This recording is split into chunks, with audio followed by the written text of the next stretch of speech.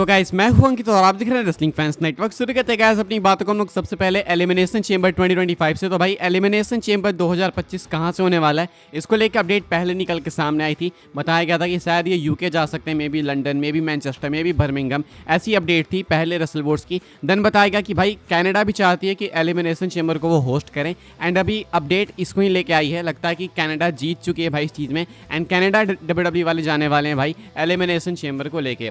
The latest on Elimination Chamber 2025, talk for the initial locations for the show being Birmingham, London and Manchester have cooled off. The UK will focus on hosting a bigger pay-per-view down the road. The show is now headed for Toronto, Canada at Scotiabank Arena. कहना यहाँ पे Russell votes radio का, Russell votes की update है। Russell votes radio में बताया जा रहा है कि जो स्टार्टिंग में टॉक्स थी कि भाई बर्मिंघम, लंदन या मैनचेस्टर में करा सकते हैं एलिमिनेशन चेंबर, वो भाई अब कूल ऑफ हो गई, यानी कि अब ये बातें हैं ही नहीं, अब चीज़ खत्म हो चुकी है। यूके भाई अब फोकस करिए किसी और मैसिव इवेंट को होस्ट करने के लिए, जो कि आपको आगे देखने को मिल जाएगा।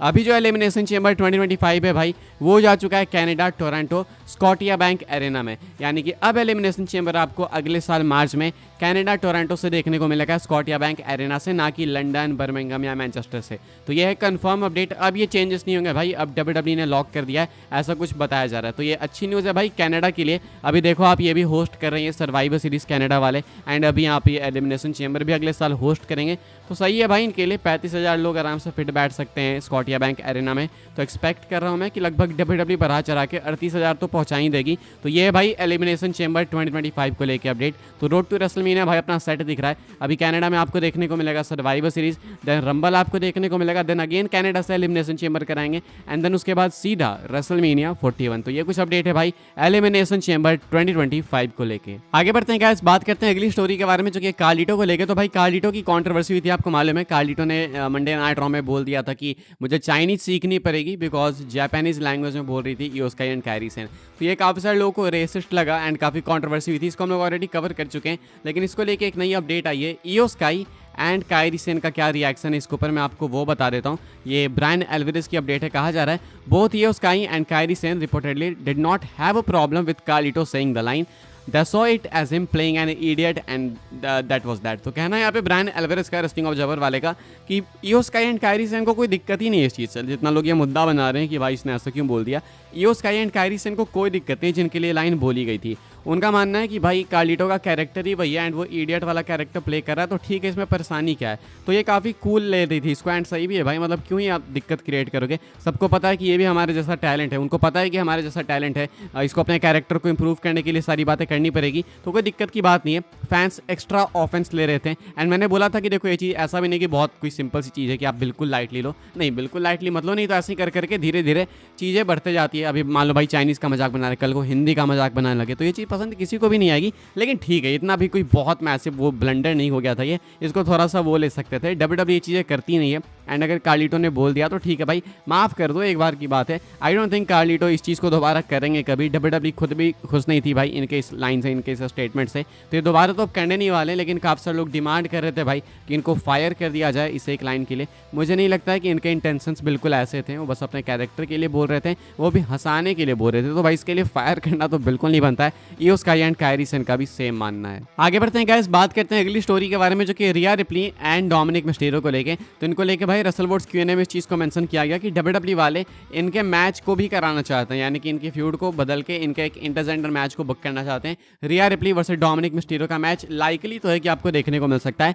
गोल ये है कि भाई इनकी फ्यूड इससे पहले कि बिल्कुल ही खत्म हो जाए, इसके अंदर से हवा निकल जाए, इससे पहले भाई इस मैच को करा दें। लेकिन इसको लेके एक और नई अपडेट है, ये भी रसल वोट्स रेडियो की तरफ से आ रही निकल के सामने। बताया गया कि प्लान्स तो स्टिल हैं, डब्ल्यूडब्ल्यूई वाले चाहते हैं कि इस चीज़ को कराएं, लेकिन बैकस्टेज कुछ ऐसे लोग भी हैं जो कि इसके अगेंस्ट हैं। यानी कि बैकस्टेज भाई कॉन्फ्लिक्ट से इस चीज़ को लेके कुछ लोग चाहते हैं, कुछ लोग नहीं चाहते हैं, इसलिए चांसेस थोड़े कम है इस मैच के होने के। एंड क्यों नहीं चाहते हैं मैं आपको बता दूं, सुनने में काफ़ी ईजी लगता है। क्या दिक्कत है भाई, इंटरजेंडर मैच है, स्क्रिप्टेड स्पोर्ट है, तो दिक्कत क्या है। लेकिन दिक्कत है, माहौल इतना सेंसिटिव हो गया, कार्लिटो की एक लाइन से इतना ड्रामा हो गया, माहौल इतना सेंसिटिव है कि अगर कोई मेल रेसलर भाई फीमेल रेसलर को चोक स्लैम भी लगा दे या फिर कोई सा भी मूव हिट कर दे तो ड्रामे चालू हो जाएंगे। ज़माना भी ऐसा हो गया। अब ये डब्ल्यूडब्ल्यूई भाई वो पहले वाली नहीं रही, एंड अब ये ऑडियंस वो पहले वाली नहीं रही। तो इसलिए भाई अब डब्ल्यूडब्ल्यूई वाले बहुत फूक फूक के कदम रखते हैं, एंड इसीलिए भाई बैकस्टेज कुछ लोग इस आइडिया के अगेंस्ट भी हैं, कुछ सपोर्ट में है, एंड इससे कोई प्रॉफिट ज़्यादा होना भी नहीं है। डोमिनिक अगर हारेंगे तो बिल्कुल प्रॉफिट नहीं है, रिया रिप्ली हारेंगे तो वही कॉन्ट्रोवर्सी देन अगेन।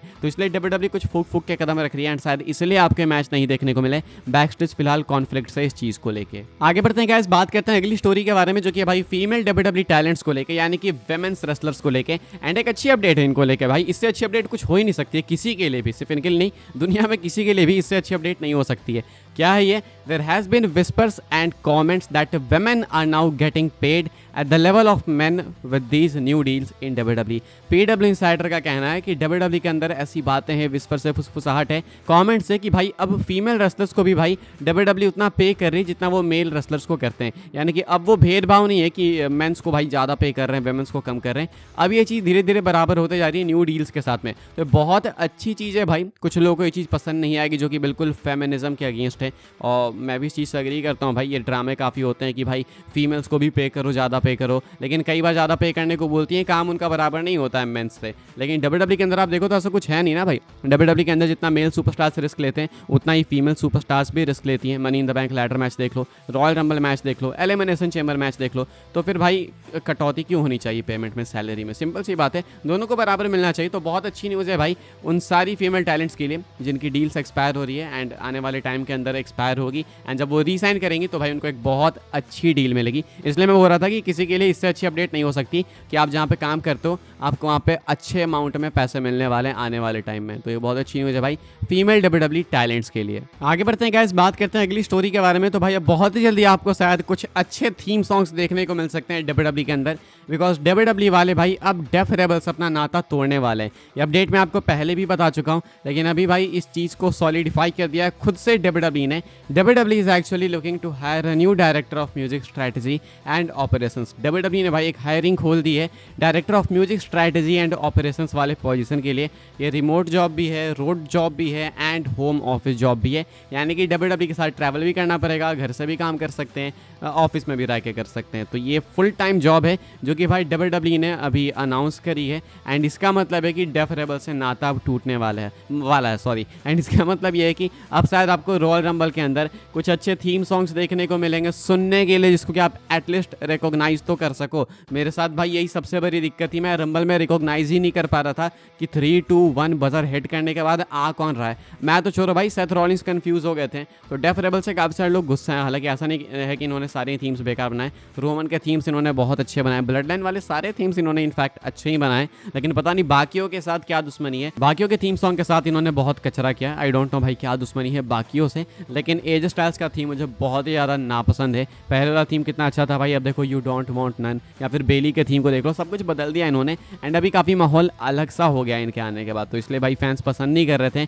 अब ये जाने वाले हैं तो अब आपको कुछ नए थीम्स देखने को मिलेंगे आने वाले टाइम के अंदर, जो कि शायद आपको पसंद है, बिकॉज WWE दोबारा से मिस्टेक तो नहीं करने वाली है। ये कुछ अपडेट है भाई इस चीज़ को लेके। फिलहाल गाइस इस वीडियो के लिए बस यही सारी अपडेट्स थी। आई होप सबको इन्फॉर्मेशन मिली हो तो वीडियो को लाइक करें, शेयर करें, सब्सक्राइब करें चैनल को, ताकि आने वाले टाइम के अंदर आपको और भी ऐसे WWE की news updates time to time जानने को मिलते रहे। फॉलो कर सकते हैं आप लोग मुझे इंस्टाग्राम एंड ट्विटर पर, लिंक आपको मिल जाएगी डिस्क्रिप्शन में। ज्वाइन कर सकते हैं व्हाट्सएप चैनल को, उसके भी लिंक डिस्क्रिप्शन में। मिलते हैं अपनी नेक्स्ट ऑफर काफ़ी इंटरेस्टिंग वीडियो में।